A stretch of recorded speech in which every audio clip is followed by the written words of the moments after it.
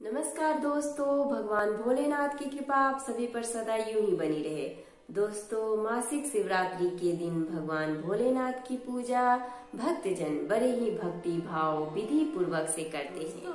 ऐसा माना जाता है कि भगवान भोलेनाथ अपने भक्तों के जीवन में आने वाले हर एक प्रकार के कष्ट को हर लेते हैं और उनके हर एक प्रकार के मनों की इच्छा को पूर्ण करते हैं। दोस्तों, इस साल यानी कि 2022 में मार्गशीर्ष मास में मासिक शिवरात्रि 22 नवंबर के दिन यानी कि मंगलवार के दिन मनाया जा रहा है। इस दिन भक्तजन भगवान भोलेनाथ की कृपा प्राप्त करने के लिए उनकी पूजा करते हैं, उनकी आराधना करते हैं और साथ ही साथ उनकी कथा का वाचन एवं श्रवण करते हैं। ऐसा माना जाता है कि मासिक शिवरात्रि के दिन भगवान भोलेनाथ की पूजा के साथ साथ इनकी व्रत कथा सुनने से भगवान भोलेनाथ की असीम कृपा हमें प्राप्त होती है।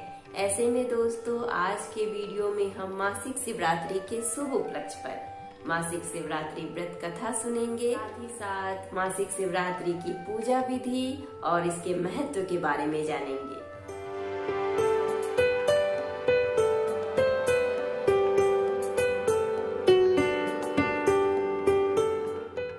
नमस्कार दोस्तों, मैं शिल्पी आप सभी का तहे दिल से स्वागत करती हूँ अपने YouTube चैनल कथा कहानी शिल्पी की जुबानी में। दोस्तों, इस चैनल के माध्यम से मैं आप सभी को हर तरह की कथा और कहानी सुनाऊंगी। अगर आपको मेरी तरह कथा और कहानी सुनना पसंद है तो प्लीज हमारे चैनल कथा कहानी शिल्पी की जुबानी को सब्सक्राइब कर लीजिए। और हाँ दोस्तों, अगर आपकी भी कोई कथा और कहानी है तो हमें कमेंट बॉक्स में कमेंट करके जरूर बताइएगा। तो चलिए दोस्तों, बैठे बैठे क्या करें, करना है कुछ का। सुनते हैं आज मासिक शिवरात्रि की व्रत कथा लेके भगवान भोलेनाथ का नाम। मासिक शिवरात्रि पूजा विधि। इस पावन दिन सुबह जल्दी उठकर स्नान आदि से निवृत्त होने के बाद साफ स्वच्छ वस्त्र धारण कर ले। घर के मंदिर में दीप प्रज्वलित करे, शिवलिंग का गंगा जल दूध आदि से अभिषेक करे। भगवान शिव के साथ ही माता पार्वती की पूजा अर्चना भी करे। भगवान गणेश की पूजा अवश्य करे। किसी भी शुभ कार्य से पहले भगवान गणेश की पूजा अर्चना की जाती है। भोलेनाथ का अधिक से अधिक ध्यान करे। ओम नमः शिवाय मंत्र का जप करे। भगवान भोलेनाथ को भोग लगाएं। इस बात का ध्यान रखें कि भगवान को सिर्फ सात्विक चीजों का भोग लगाया जाता है। भगवान की आरती करना न भूले। इस तरह से शिवरात्रि का पूजन कर हमें शिवरात्रि व्रत कथा का श्रवण करना चाहिए। शिवरात्रि शिव और शक्ति के अभिशरण का विशेष पर्व है। हर माह की कृष्ण पक्ष की चतुर्दशी तिथि को मासिक शिवरात्रि के नाम से जाना जाता है। जो श्रद्धालु मासिक शिवरात्रि का व्रत करना चाहते हैं वह इसे महाशिवरात्रि से आरंभ कर सकते हैं और 1 साल तक कायम रख सकते हैं। मासिक शिवरात्रि के व्रत को करने से भगवान शिव की कृपा द्वारा कोई भी मुश्किल और असंभव कार्य पूरे किए जा सकते हैं। शिवरात्रि में रात्रि के दौरान भगवान शिव की पूजा करना चाहिए। अविवाहित महिलाएं इस व्रत को विवाहित होने हेतु एवं विवाहित महिलाएं अपने विवाहित जीवन में सुख और शांति बनाए रखने के लिए इस व्रत को करती हैं। मासिक शिवरात्रि अगर मंगलवार के दिन पड़ती है तो वह बहुत ही शुभ होती है। शिवरात्रि पूजन मध्य रात्रि के दौरान किया जाता है। मध्य रात्रि को निशिता काल के नाम से भी जाना जाता है और यह 2 घंटे के लिए प्रबल होती है। शिव पुराण के अनुसार मासिक शिवरात्रि का व्रत रखने वाले स्त्री व पुरुष को मनचाहा वरदान मिलता है। कहा जाता है मासिक शिवरात्रि का व्रत भगवान भोलेनाथ को अति प्रिय है। अब आइए दोस्तों, हम मासिक शिवरात्रि व्रत कथा सुनते हैं। पूर्व काल में चित्रभानु नामक एक शिकारी था। जानवरों की हत्या करके वह अपने परिवार का पालन पोषण करता था। वह एक साहूकार का कर्जदार था, लेकिन उसका ऋण समय पर न चुका सका। क्रोधित साहूकार ने शिकारी को शिव मठ में बंदी बना लिया। संयोग से उस दिन शिवरात्रि थी। शिकारी ध्यान मग्न होकर शिव संबंधित धार्मिक बातें सुनता रहा। चतुर्दशी को उसने शिवरात्रि व्रत की कथा भी सुनी। शाम होते ही साहूकार ने उसे अपने पास बुलाया और ऋण चुकाने के विषय में बात की। शिकारी अगले दिन सारा ऋण लौटा देने का वचन देकर बंधन से छूट गया। अपनी दिनचर्या की भांति वह जंगल में शिकार के लिए निकला, लेकिन दिन भर बंदी गृह में रहने के कारण भूख प्यास से व्याकुल था। शिकारी शिकार खोजता हुआ वह बहुत दूर निकल गया। जब अंधकार हो गया तो उसने विचार किया कि रात जंगल में ही बितानी पड़ेगी।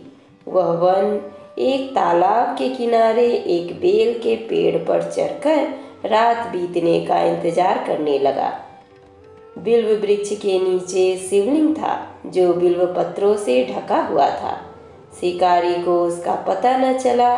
पड़ाव बनाते समय उसने जो टहनियाँ तोड़ी वे संयोग से शिवलिंग पर गिरती चली गई। इस प्रकार दिन भर भूखे प्यासे शिकारी का व्रत भी हो गया और शिवलिंग पर बिल्वपत्र भी चढ़ गए। एक पहर रात्रि बीत जाने पर एक गर्भिणी हिरनी तालाब पर पानी पीने पहुंची। शिकारी ने धनुष पर तीर चढ़ाकर ज्यों ही प्रत्यंचा खींची। हिरनी बोली, मैं गर्भिणी हूँ, शीघ्र ही प्रसव करूंगी। तुम एक साथ 2 जीवों की हत्या करोगे जो ठीक नहीं है। मैं बच्चे को जन्म देकर शीघ्र ही तुम्हारे समक्ष प्रस्तुत हो जाऊंगी, तब मार लेना।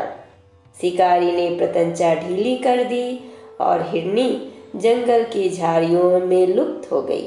प्रत्यंचा चढ़ाने तथा ढीली करने के वक्त कुछ बिल्वपत्र अनायास ही टूटकर शिवलिंग पर गिर गए।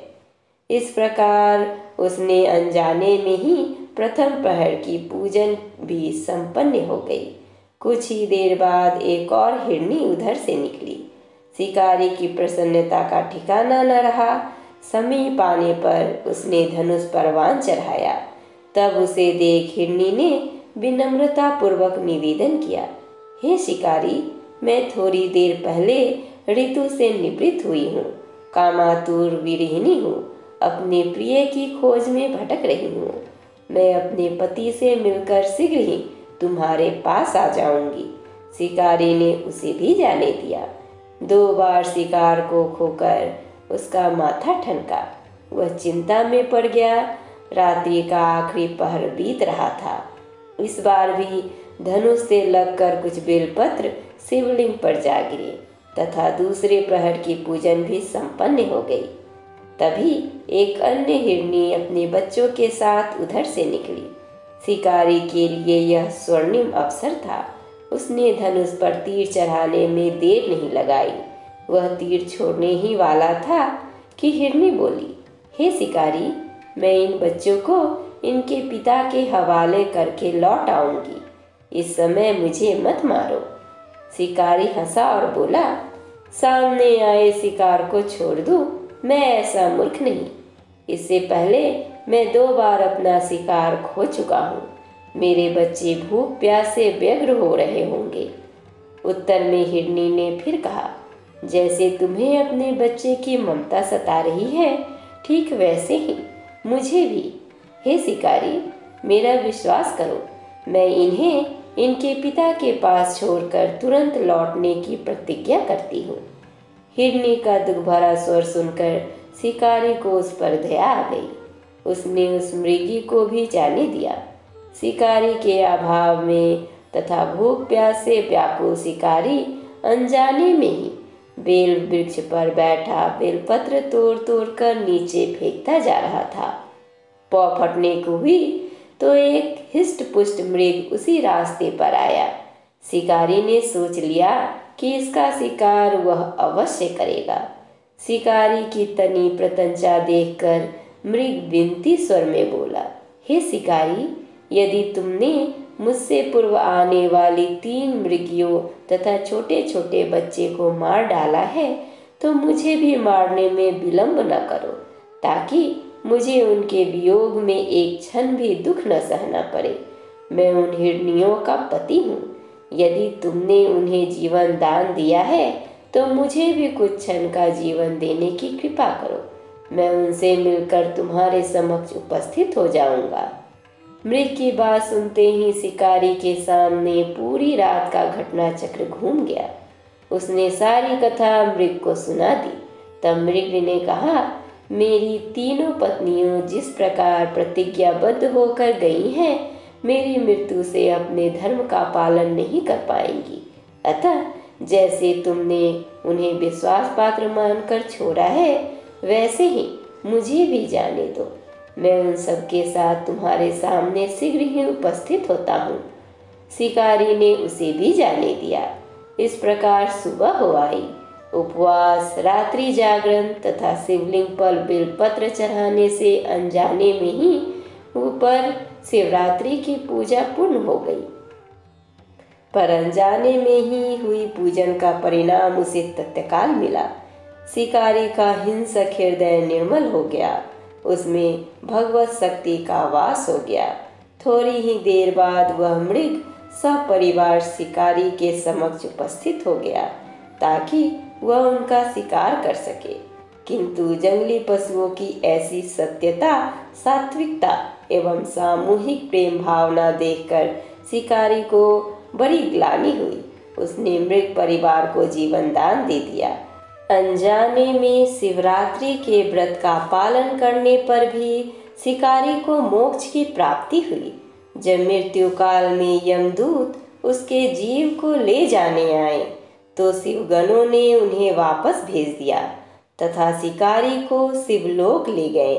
शिव जी की कृपा से ही अपने इस जन्म में राजा चित्रभानु अपने पिछले जन्म को याद रख पाए तथा महाशिवरात्रि के महत्व को जानकर उसका अगले जन्म में भी पालन कर पाए। इस तरह से शिवरात्रि के दिन भगवान भोलेनाथ के भक्ति करने से और उनकी कथा सुनने से भगवान भोलेनाथ की कृपा हमें प्राप्त होती है और अंत काल में शिवलोक की प्राप्ति होती है। हमारे साथ बोलिए, भोलेनाथ की जय।